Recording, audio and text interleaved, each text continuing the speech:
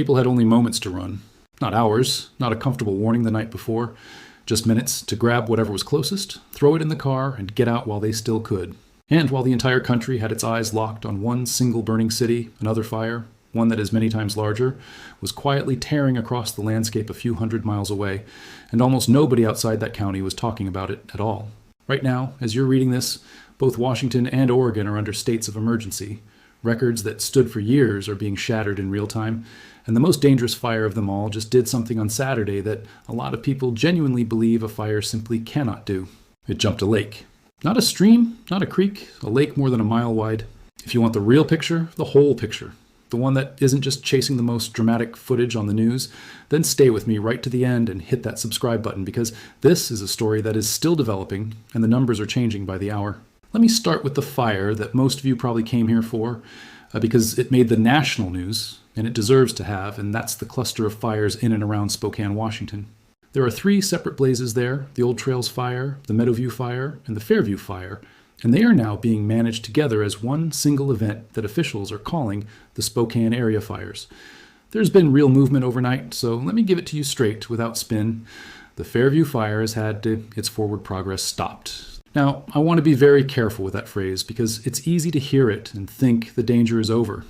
It is not. Forward progress stopped does not mean the fire is out.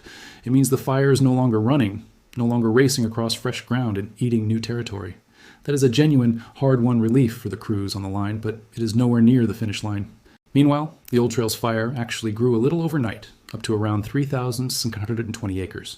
And the Meadowview Fire has climbed to roughly 3,347 acres, which means it has now swollen to nearly the same size as the very fire that started this entire nightmare in the first place. And the containment across all 3 of them combined is still sitting at 0%. And I need to stop right here and be completely honest with you about what that number really means, because it gets misunderstood constantly, and that misunderstanding sends people into a panic in exactly the wrong direction. 0% containment does not mean nothing is working. It does not mean the firefighters are failing, or that they're standing around helplessly watching it burn. What it actually means is that crews have not yet finished building a control line that they are confident will actually hold. A control line is a barrier. It might be cleared and scraped ground. It might be a road. It might be a trench dug down to bare soil. Anything designed to rob the fire of fuel and stop it from crossing. And here's the brutal reality. Sometimes these fires punch right through those lines anyway, especially when the wind gets behind them. So a fire can completely stop moving. It can sit perfectly still for days and still be listed at 0% contained that entire time, simply because the crews can't yet promise the line will hold if conditions turn. That is exactly why the evacuation orders and warnings around the Spokane area all remain firmly in place. Nobody in an official capacity is telling those residents it's safe to breathe easy just yet. And here's the part of the Spokane story that is going to get heavier before it gets better. The count of destroyed structures from that first terrible Saturday night hasn't even been fully revised yet. And when it is finally updated, everyone expects it to go up, not down. We're already sitting at somewhere around 650 structures lost. Think about what a structure actually is. It's not just an abstract number. It's a family's home, a small business somebody poured their life savings into, a barn, a workshop, a place where people's entire lives were stored. Damage assessment teams are walking through those burned out neighborhoods block by block, house by house, and they simply aren't finished. Partly because the scale is enormous, and partly because the scenes they're documenting are genuinely horrific. Homes reduced to a rectangle of gray ash with a single lonely chimney still standing. Entire streets simply gone. So understand that 650 is a floor, not a ceiling. It's the number before the counting is done. But now I want to take you somewhere the cameras mostly didn't go, to the fire that, in my honest opinion, should be getting far, far more attention than it's actually receiving. And this one is personal for me because I was standing in this exact part of the country not long ago, walking through these very towns, and it genuinely blows my mind to sit here and watch the tragedy that's unfolding there right now. It's called the Sinlahekin Fire, and I truly hope I'm pronouncing that correctly. It started back on July 26th, sparked by lightning in the Loomis State Forest, which sits north of a small town called Tonasket. And this is remote country, not far at all from the Canadian border. On July 31st, it was estimated at around 30,000 acres. That alone is already a serious, large fire. But then, driven by strong winds pushing it hard to the north, it detonated. As of the latest reports, it had grown to roughly 74,000 acres. Let that sink in for a moment. It more than doubled in size in just a couple of days. It surged toward Palmer Mountain, Rattlesnake Peak, South Pine Creek, and the areas west of the Okanogan River, throwing spot fires ahead of itself as it went. The Level 3 evacuation zone, the leave now, this may be your only notice zone, expanded to swallow up Tonasket, Ellisford, the North and South Pine Creek areas, the Line Belt, and Palmer Mountain.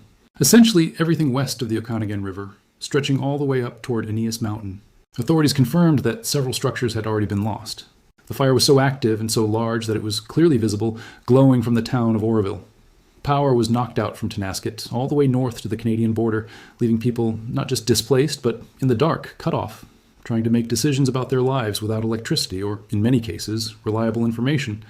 And the containment on this monster? 0%. And here is the detail that should really land with you. We are more than 10 days into this fire. 10 days of firefighters throwing everything they have at it, and still no containment to show for it. The evacuation levels have been shifting hour by hour, dropping some areas from level 3 down to level 2, and slamming other areas back up to level 3 as the fire changes direction. Imagine living through that, watching the alert on your phone flip back and forth, never knowing if tonight is the night you have to run. So why doesn't a fire this enormous dominate the national headlines the way Spokane did? Here's the uncomfortable answer, and I think it reveals something genuinely important about how we, as a society, actually learn about disasters. Okanogan County has only about 40 to 42,000 people, and they're scattered across an area that is physically larger than the entire state of Connecticut. Spokane, by stark contrast, has around 230,000 people packed tightly into one city, the second largest in all of Washington. So what you have here is a fire that is roughly 7 times larger than the Spokane fires, burning through a region so empty, so sparsely populated, that it produces only a tiny fraction of the dramatic, shareable footage. And this is the hard truth of the modern news cycle. The coverage follows the footage. The more spectacular the video, the burning houses, the panicked streets clogged with cars, the towering walls of orange flame right behind a reporter, the more airtime it commands. A gigantic fire burning through empty forest and ranchland, no matter how big, just doesn't generate those images. But I want you to think about this carefully. The people in that Tonasket area level 3 zone are just as evacuated, just as displaced, and just as frightened as anyone who fled Spokane. The same tragedy is unfolding for them in every way that actually matters. They've lost homes, they've lost animals, they've lost a sense of safety. They just did it in a place where no news cameras happen to be rolling. So let me ask you something directly, and I genuinely want your honest answer down in the comments. Do you think a disaster is somehow less of a disaster just because fewer people were around to film it? Because I've been genuinely wrestling with that question as I watch this unfold, and I'd really love to know where you land on it. But hold on, because now we get to the development I flagged at the very top, the one that changed overnight, and honestly the one you most need to keep your eyes on. It's happening at Lake Chelan, and I have to tell you, I was standing right there on that shoreline just last year. It is one of the most breathtaking places you will ever see in your life. Crystal clear, impossibly deep water, with mountains that drop almost straight down into the lake. It is stunning. The fire now threatening it is called the Little Giant Fire, and there's a strange, almost haunting coincidence attached to it. It's burning on the very same side of the lake where a fire burned just last year. It was started by a lightning strike back on July 15th. And here's why that hits me so hard. Last year I actually watched a fire begin the exact same way, from a lightning strike in that area, and I stayed there for about a week while it burned, right up until it got bad enough that I made the call to pack up and leave. So I don't just know this landscape from a map. I've stood in it, I've breathed that smoke, and I know firsthand how terrifyingly fast it can all turn. For a good while, the Little Giant Fire was burning in remote back country, north of Lake Wenatchee, out near the Entiat River, the Chihuahua, toward the edge of the Glacier Peak wilderness, far from most people. And it would be easy to dismiss a fire that starts out there as harmless. Do not make that mistake. On Saturday, it was sitting at about 31,500 acres. It has since surged to around 38,130 acres, and it remains 0% contained. As of the latest update, it was threatening more than 1,800 structures, with, thankfully, 0 destroyed so far and only 1 reported injury.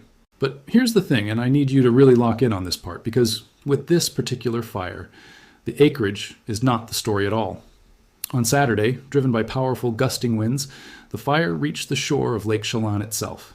And then it did something that stops people cold in their tracks. It threw spot fires clear across the water, across the lake. A fire behavior analyst estimated that those spot fires added up to more than 30 acres combined, actively burning on the far side of the lake. Now, Lake Chelan is over a mile wide in some places, so I want you to actually picture this in your mind. The wind is reaching down and plucking glowing embers right off the raging fire front, and then hurling them more than a mile through the air, out over open water.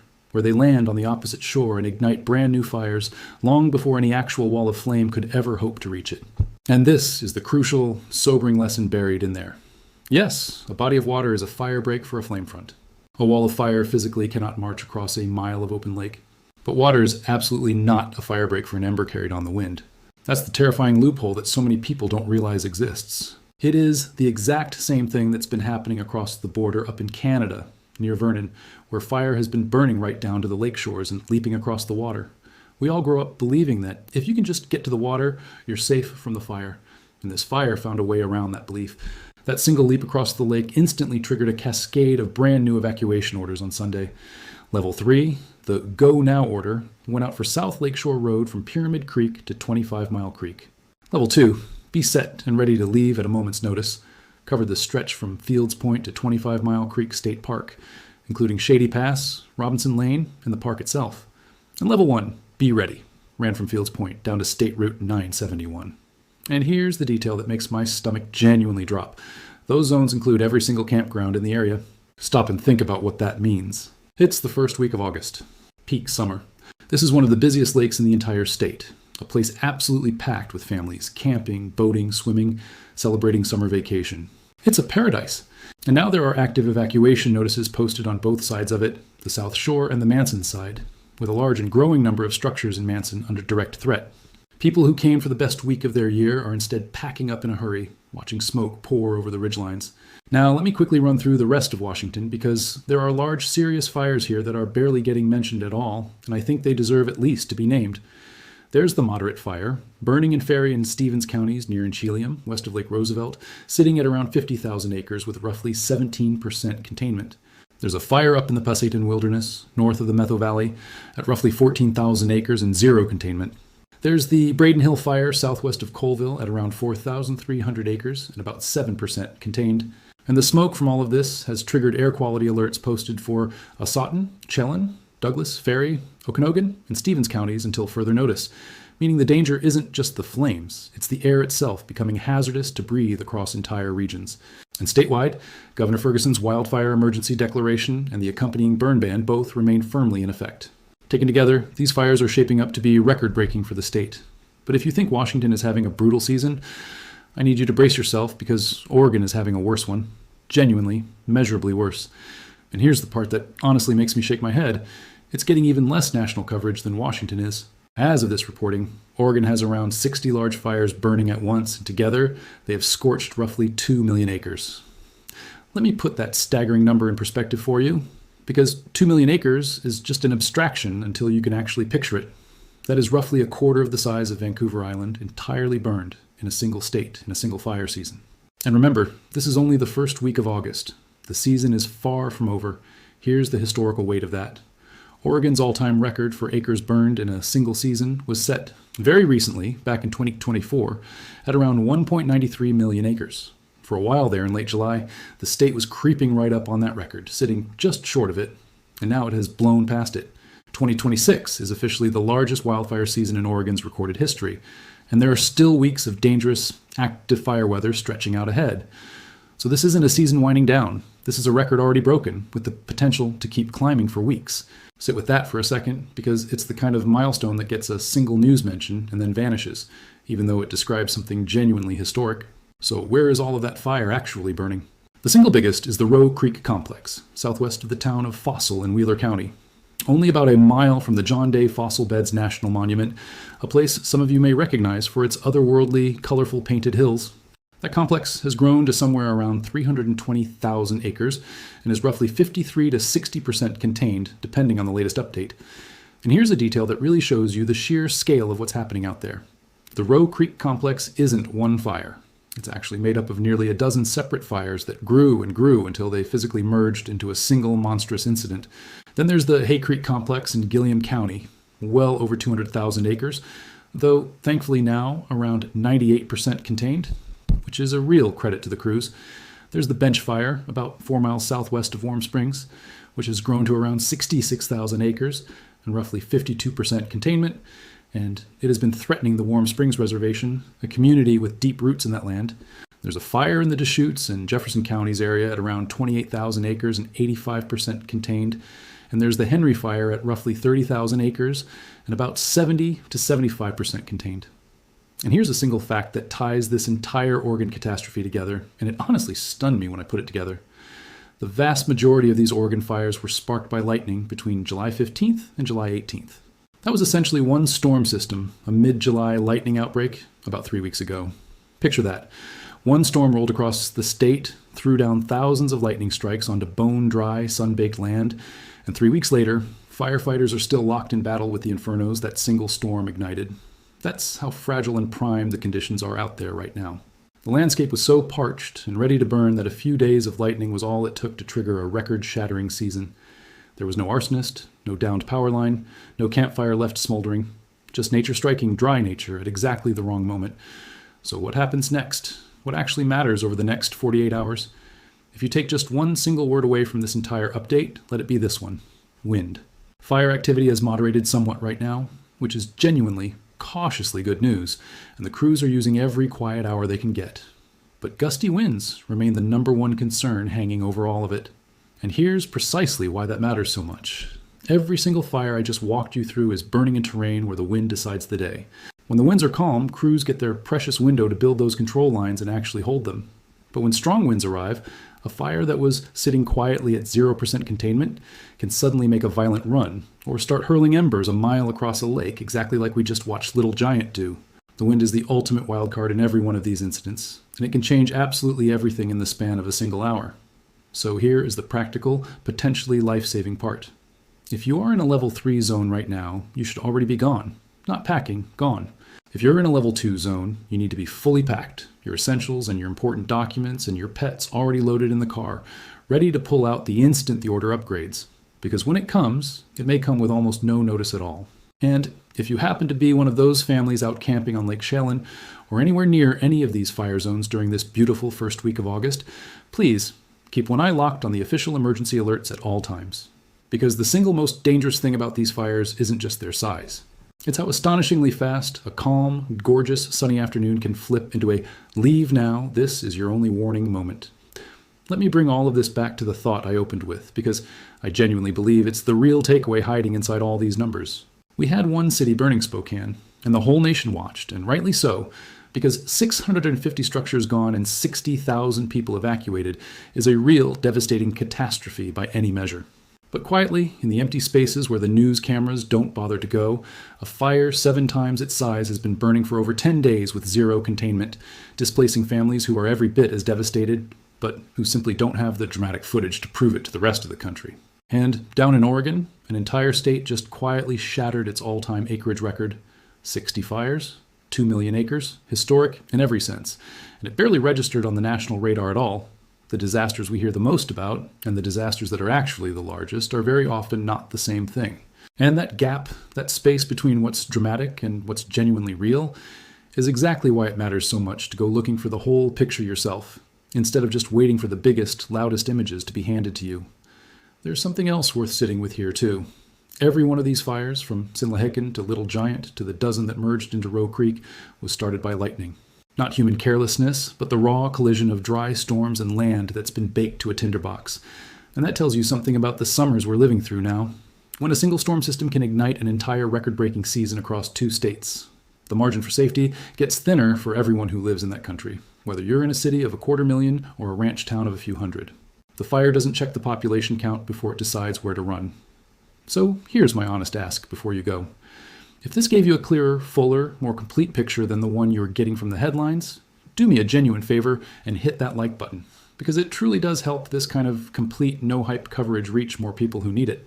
Subscribe so that you're right here when these numbers move, because I promise you, they will move, and I'll bring you the update the very moment they do. And please, drop a comment and tell me this. Had you even heard about the Sinlahekin Fire, or about the fire leaping clear across Lake Chelan before you watch this? I'm genuinely deeply curious how many of these stories are actually reaching people, and how many are burning in silence. My heart goes out to everyone across Washington, Oregon, and up into Canada who is living through this right now, whether the cameras found you or not. Stay safe, stay ready, keep your eyes on those official alerts, and I will see you in the very next one. Take care of each other out there.